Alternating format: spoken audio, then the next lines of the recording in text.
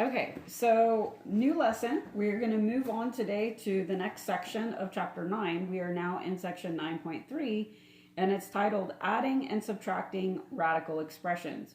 So if you guys remember last video, last section, or last class that we had, we talked about how to multiply and divide radicals, and there's rules for that.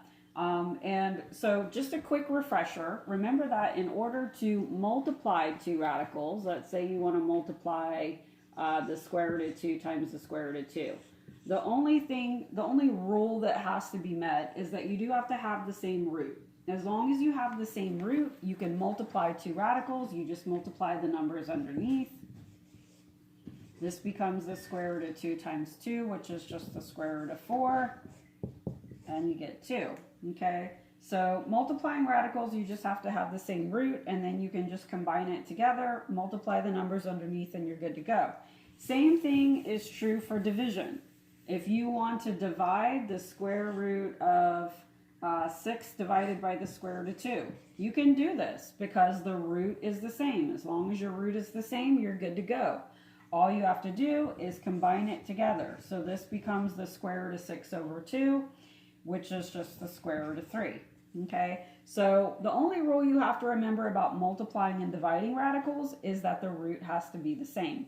And then you just multiply or divide, whichever you're doing, leaving the root the same. Now, here's the new stuff for today. The rules for adding and subtracting radicals are completely different than multiplying or dividing. So you've got to be able to keep straight in your head what rule you're using depending on what you're doing, okay? So if you are adding or subtracting radicals, they have to be what we call like radicals, which is kind of like terms. If I asked you to add something like 3x squared and 3x, you would say, I can't do that. They're not like. These are not like terms. They're not combinable. Radicals work the same way when you're trying to add and subtract them also. So you have to have like radicals just like you have to have like terms to be able to combine them. Like radicals have the same root and the same radicand. Now radicand is a weird word that you probably haven't heard too much. Radicand is the number under the radical. So the root is this number. This is your root. If there isn't a number there, it's a square root or a root of 2.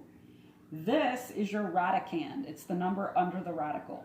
So like radicals have the same root and the same radicand. This is an example of a pair of like radicals. They have the same root and the same radicand. Now, here's how you combine them together. You actually add and subtract like radicals just like you add and subtract like terms. So if I said add 3x and 3x, you'd say, oh yeah, those are like terms. I can add those. I just add the coefficients. 3 plus 3 is 6. And the variable x tags along. 3x plus 3x is 6x. Well, guess what? Radicals work exactly the same way. Just like a coefficient of x, if there's nothing there, there's an imaginary 1. Radicals work the exact same way. If there is no coefficient in front of your radical, it's a 1. So both of these radicals have coefficients of 1 here. And if you want to add them together, you're going to add the coefficients. 1 plus 1 is 2. And then the radical is just going to tag along.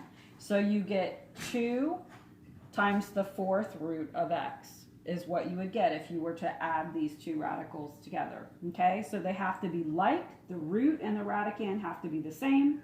If they are, you just add the coefficients and then you let the radical tag along. It stays exactly the same. You don't change the root, you don't change the radicand, it just tags along. Subtraction works the exact same way except that you subtract the coefficients. So if this were a minus, I would subtract the coefficients and let the radical tag along. So here's some examples of things that you would not be able to add together. Let's say I asked you to combine the cube root of x plus the cube root of 2x. These two radicals have the same root, but they do not have the same radicand. So this is an example of a problem that you can't do. You would have to leave this alone. You'd have to leave it the way that it is because they are not like radicals. Here's another example. Let's say I said, okay, we'll add 3 radical x, or sorry, the cube root of x to the 4th root of x. Here's another problem. Can't do this. Even though the radicand is the same, the root is not. The root is different. So these are 2 examples of problems that they're not combinable. They're not like radicals. Don't try to combine these together. These you're going to have to just leave the way they are. This is an example of something that is combinable. The radical is, the 2 radicals are like radicals, so you can combine those together. So now that we've kind of talked about what you need to know for this section and for this lesson, let's try a couple of examples. So I'm looking in your book right now, and let's just look at the very beginning with example 1. So that is I'm on page 458 if you're following along in the book. And on page 458, let's just look at the very first example, example 1a. It's the square root of 7 plus 5 square roots of 7 minus 2 square roots of 7. Okay? First thing that you need to notice about this problem is that you are adding and subtracting radicals. So in your mind, you have to say, okay, I'm adding and subtracting radicals. That means I need to have like radicals to be able to add or subtract these together. So look at your radicals and determine whether they're like. They are. See how each of these have a root of 2? They're all a square root, and they all have a radicand of 7. So these are all like radicals. To be able to combine them together, I'm going to combine the coefficients. So I'm going to add 1 plus 5 to get 6, and 6 minus 2 to get 4. And then the radical 7 is just going to tag along at the end. So the answer to this is 4 radical 7. Remember, there's an imaginary 1 in the front if there's no coefficient there. Just like there's an imaginary 1 in front of an x or variable. Okay? Let's look at part B. Part B is 6 square roots of x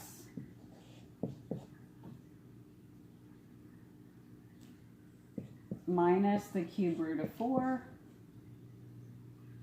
minus 5 square roots of x plus 2, I'm going to put it down here, plus 2 cube roots of 4. Okay, so again, in order to be able to add or subtract these radicals together, I can only combine like radicals. So look for your like radicals. I see that I have a radical x here and here, a root of 2 and a radicand of x. These look like radicals to me. These look like radicals. Same root, same radicand. Okay? So you can combine these two and you can combine these two. So let's do that. Combine the coefficients. To combine these two, I'm going to do 6 minus 5, which is 1, and then the radical x, sorry, that's my dog. 6 minus 5 is 1, and then the radical x tags along. Now I'm going to combine these two. So this has an imaginary minus 1 here. Okay, so I'm going to combine negative 1 plus 2, which is a positive 1.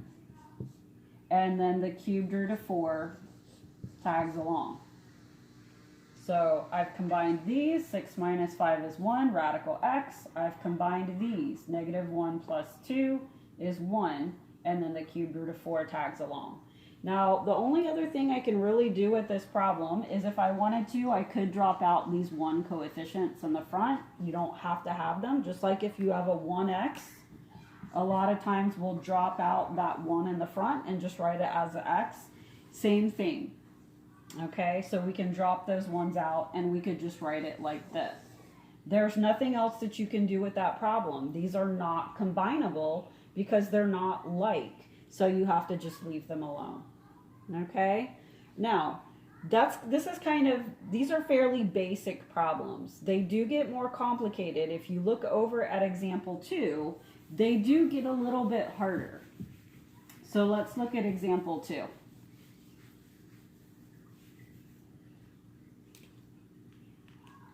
Example 2 is the square root of 45x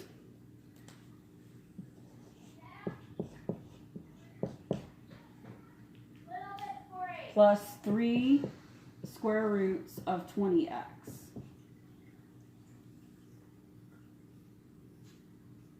Now, at first glance at this problem, you're probably looking at it and saying, oh, well, those aren't like radicals, I can't do it.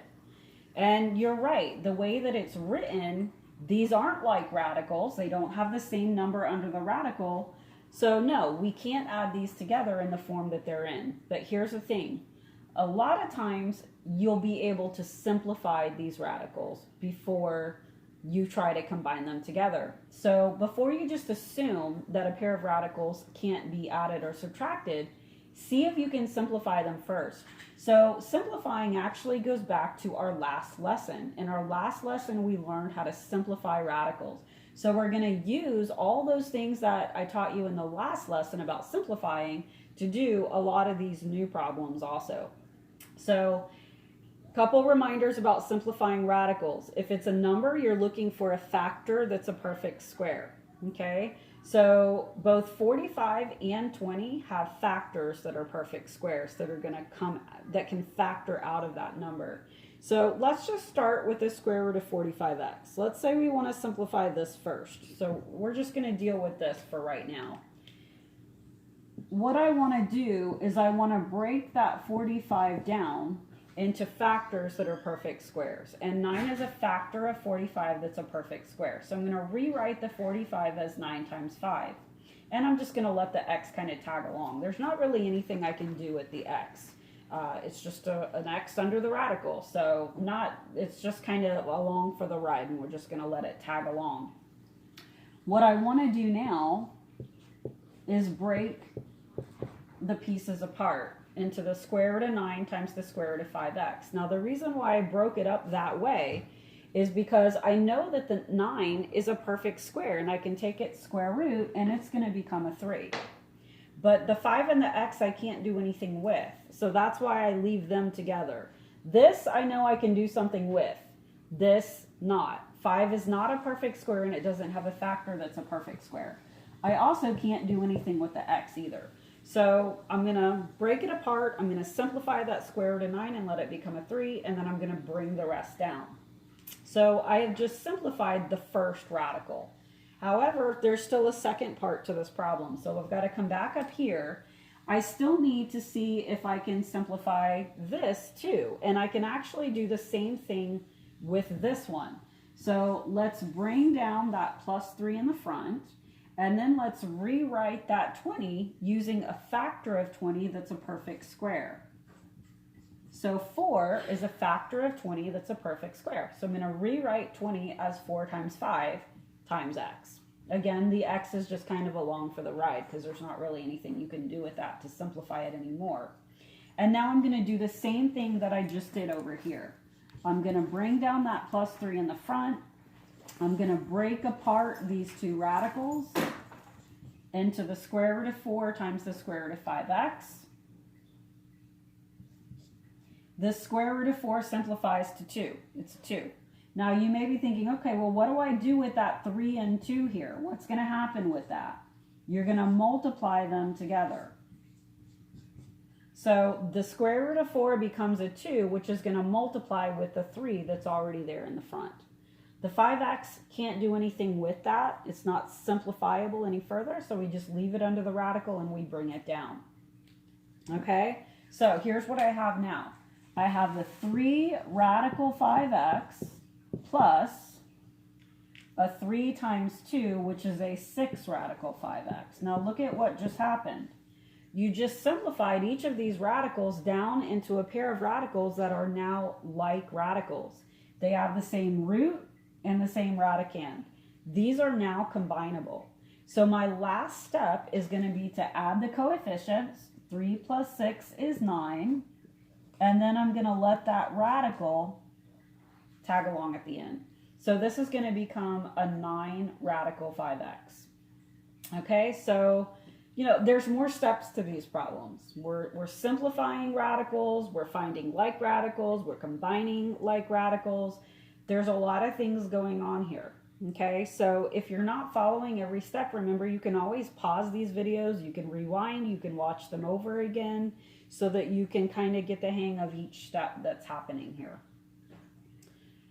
Okay, let's do one more kind of similar to this one, and then we need to talk about one other kind of problem, and then we'll be done. So we have 2 more examples that we're going to do.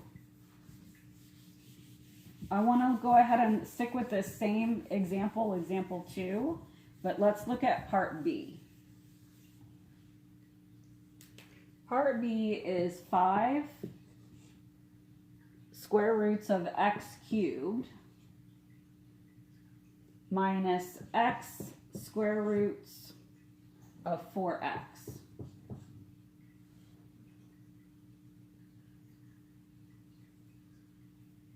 Okay, again, not like radicals the way that they are. So the next question is, okay, well, can I simplify them into like radicals? And actually, both of these radicals do have things about them that can be simplified. This can be simplified. How do I know and why? Well, because the power is bigger than the root. And anytime the power underneath is bigger than the root outside, that means that there is a group of the root that I can factor out of that. So just like you can take factor a perfect square out of a number that's under a radical, you can also factor out groups of the root that are in powers under the radical. Here's what I mean by that. We actually talked about this last lesson, so you should be familiar with this. I've taught you this, we've gone over this before. But in case either you forgot or maybe you didn't quite get it the first time around, here's what you want to do to simplify something like this. Normally, you would divide the power by the root. And you would say, okay, we'll just take the base and take the power and divide it by the root. But there's one problem with that. The power and the root do not divide evenly. So if the power and the root do not divide evenly, what you have to do is you have to break this up into groups of the root. What I mean by that is if the root is 2, I want to break 3 up into groups of 2. If this root was 3, I would break it up into groups of 3, and so on. So I can break x to the third up, I can break 3 x's up into groups of 2 by taking out one group of 2, and then that leaves me with 1 left over. So it's just like you're factoring it. You're breaking it up into factors of x cubed. You're rewriting it as x squared times x. Okay, now what you want to do is split it apart, just like you do with numbers. Okay, so that becomes 5 times the square root of x squared times the square root of x. And guess what?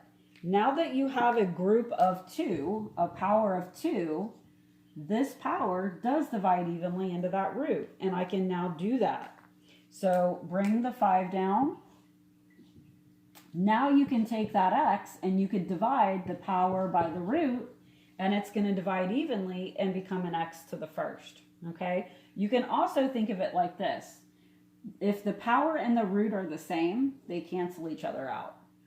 Okay? The power and the root cancel each other out, and you just get the x. So this becomes 5x to the first, which is just 5x.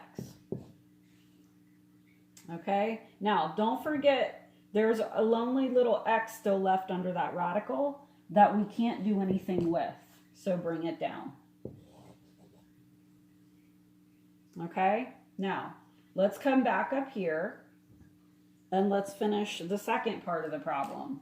Okay? So I'm going to bring down that minus x in the front.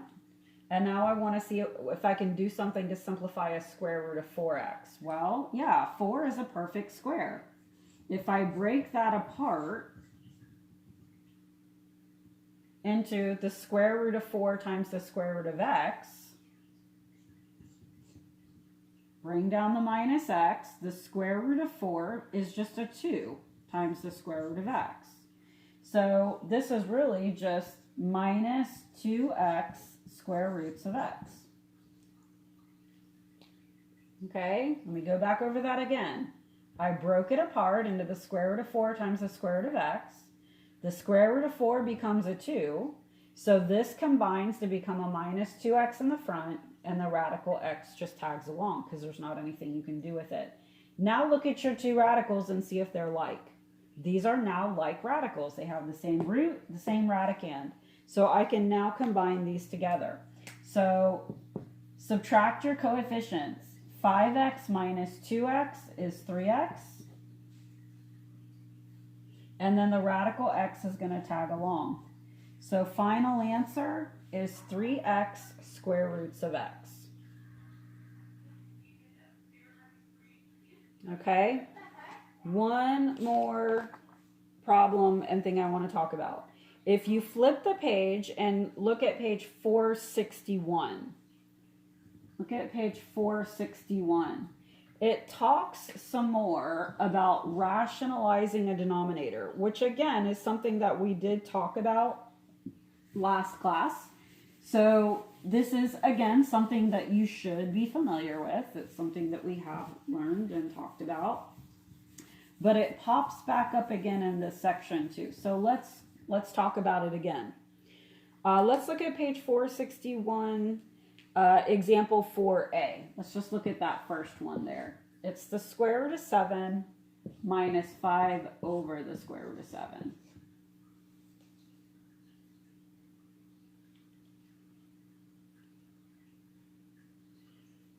Okay, so in order to be able to try to add or subtract these radicals, we have a problem, okay? So you might be looking at these and saying, okay, well, they do kind of look like radicals. The two radicals do have the same root. They do have the same radicand.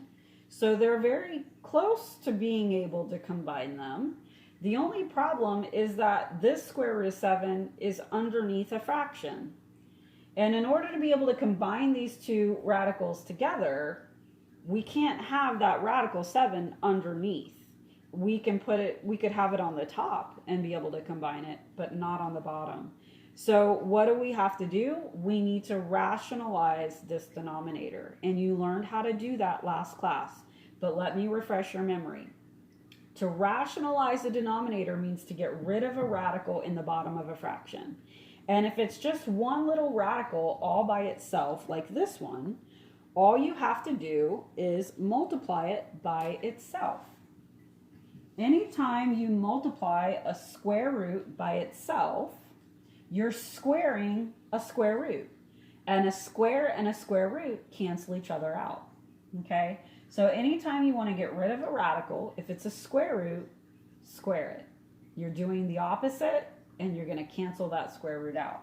Now you do have to remember though that this is a fraction, and there's a rule that goes with fractions that says that whatever you do to the top, you have to do to the bottom. Or vice versa. If you do something to the bottom, you got to do it to the top to keep that fraction balanced. So we have to multiply the top and the bottom of this fraction by radical 7. So here's what we have now. We bring down the radical 7 in the front, minus, and now we're going to multiply the top. 5 times radical 7 is just 5 radical 7. And then here's where you're going to find out that squaring a square root really does cancel it out. If I want to multiply these two radicals together, I can. I just multiply the numbers underneath. Remember, the rules change now because I'm multiplying. All I have to do to multiply is have the same root, which I do. And I just multiply the numbers underneath and I get the square root of 49. Well, that's just 7. So you can see that the radical just goes away and you just get the number underneath, which is 7. So this becomes the square root of 7 minus 5 square roots of 7 over 7. Okay? Now, you may still be thinking, well, I still have no idea how to combine something like that because it still looks kind of weird. It still doesn't really look combinable. And you're right, it's not really combinable in the form that it's in because to be able to combine these, I need fractions that have a common denominator. So here's what you want to do. If you're looking for a common denominator of 7, rewrite that radical 7 as a 7 radical 7 over 7. You haven't changed the value of the problem. 7 over 7 is still just a 1. So it's still just a radical 7, but I've rewritten it so that it will have a denominator of 7 so that we can combine it with this denominator of 7. Okay, so now I have two like radicals here that are actually combinable. 7 minus 5 is 2. The radical 7 tags along. And then it's all going to be over the common denominator of 7. Okay, so I'm just rewriting that first fraction so that it'll have a common denominator to make it combinable. Subtract the top, 2 radical 7, leave the bottom the same. Okay, so what you see in the answer for this, okay, yeah, see the book writes it almost exactly like this. Here's how the book writes it. The book writes it as 2/7 with a radical 7. I don't know if y'all are going to be able to see this. It's real small. It's the same thing. 2 radical 7 over 7 is the same thing as 2/7 radical 7. All right? Just two different ways to write the same thing. Okay, I think I've covered the basics. There are other examples. You can look at the other examples here. If these examples are confusing you, rewind, look at it again. You can always email me if you still have questions. If you try to do the assignment and you're having trouble with the assignment, you're checking as you go. And if you're checking as you go and you're having problems, you're not getting the answers that are in the back of the book, then let me know. Say, hey, I'm still having some trouble with some certain problems, and we can talk about it some more. Okay, I'll talk to you guys later.